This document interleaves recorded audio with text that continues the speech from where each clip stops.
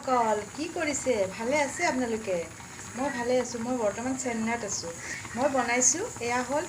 Soybean আলু আৰু কণী ইয়াতে বনাইছো আপোনালোকে চাই থাকিব কেনেকৈ কি বনালো আৰু খাই থকা পাছত আপোনালোকক দেখুৱাম আপোনালোকে ভিডিঅ'টো শেষলৈকে চাব সয়াবিন আলু আৰু কণী বনোৱা এইখিনি হৈ গ'ল কেনেকৈ বনালো আপোনালোকক মই কৈ আছো আপোনালোকে শুনি থাকক আপোনালোকেও ঘৰত বনাই খাব পাৰিব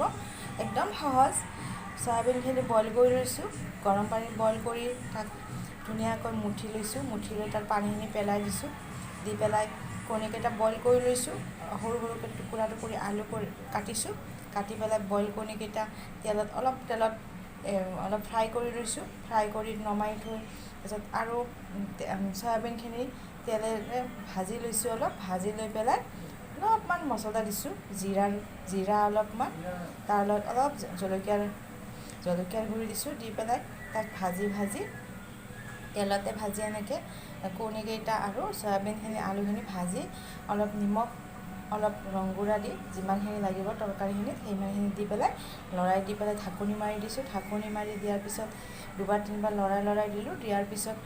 অলপ লাগি যোৱাৰ নিচিনা যেতিয়া হৈ গ'ল ভাজিখন তেতিয়া অলপমান পানী দিলোঁ পৰিমাণ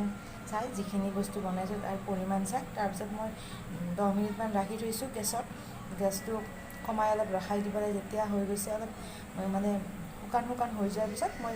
এইখিনি নমাই দিলোঁ যে এতিয়া খাব পৰা অৱস্থাত হৈ গৈছে আপোনালোকেও যদি ভাল লাগিছে খাই মই বনোৱাখিনি খোৱা আপোনালোকেও ঘৰত বনাই খাব পাৰিব একদম সহজ আৰু যদি ভিডিঅ'টো চাই ভাল লাগিছে লাইক কৰিব শ্বেয়াৰ কৰিব ছাবস্ক্ৰাইব কৰিব ধন্যবাদ।